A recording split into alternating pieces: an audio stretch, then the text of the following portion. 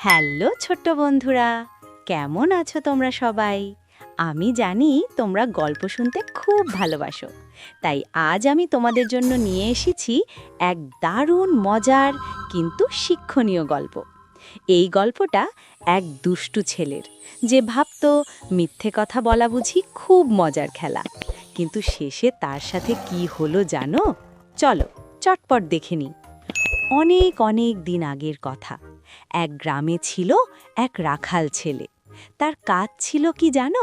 প্রতিদিন সকালে গরুর পাল নিয়ে মাঠে যাওয়া আর সারা দিন বসে বসে বাঁশি বাজানো। উফ, কিন্তু বেচারার এই কাজ একদম ভালো লাগতো না। একদিন সে গাছের নিচে বসে ভাবছে, ধর, আর ভালো লাগে না, সারাদিন শুধু গরু দেখো আর মাছি তাড়াও, একটু মজা করলে কেমন হয়?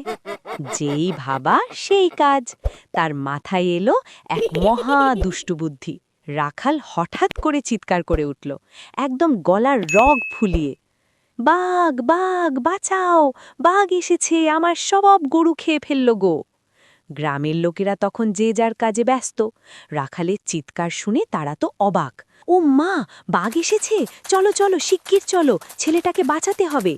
সবাই লাঠি সোটা নিয়ে ধুপধাপ করে দৌড়ে এলো মাঠে। কিন্তু মাঠে এসে তারা কি দেখল? রাখাল গাছের নিচে বসে হাসছে। সে গ্রামবাসীদের দেখে বলল, আরে বোকার দল, আমি তো মজা করছিলাম, কেমন বোকা বানালাম তোমাদের। এখানে কোনো বাগডাগ নেই। গ্রামবাসীরা তো রেগে আগুন।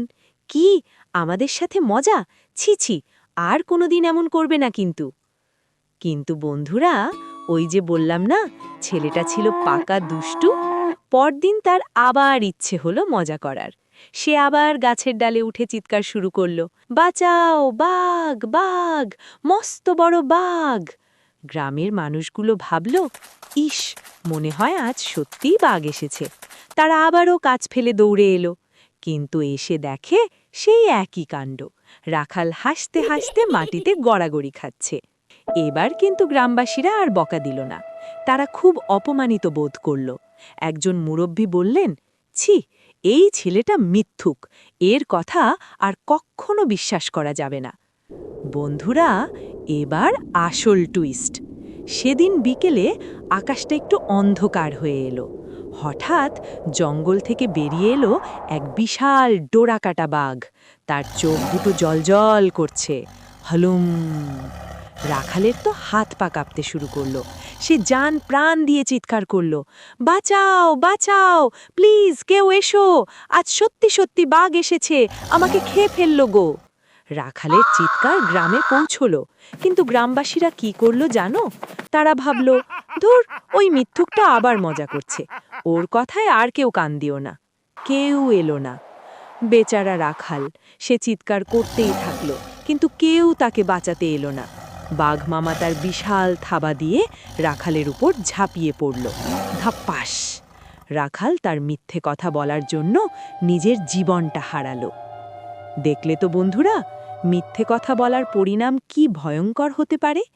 রাখাল যদি আগে মিথ্যে বলে মজা না করত, তবে আজ সবাই তাকে বিশ্বাস করত এবং সে বেঁচে যেত। তাই আজকের গল্পের মরাল বা নীতিশিক্ষা হলো, মিথ্যুক যদি সত্যি কথাও বলে, তবুও কেউ তাকে বিশ্বাস করে না।